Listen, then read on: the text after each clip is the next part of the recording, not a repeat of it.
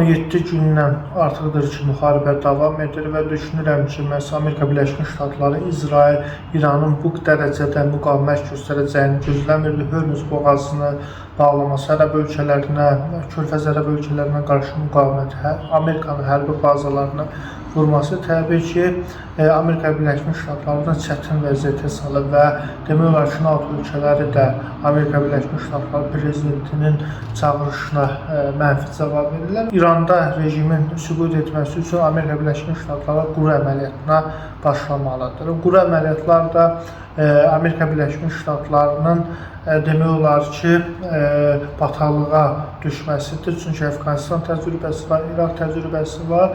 Ancaq hava zərbələri ilə bir neçə ayda davam etdirə bilər hava zərbələri, amma bununla rejim süqut etməyəcək. Və düşünürəm ki, indiyə kimi İran rejimi zəifdir və biz İrana hücum edəcəyik və İrandakı rejim dəyişəcək.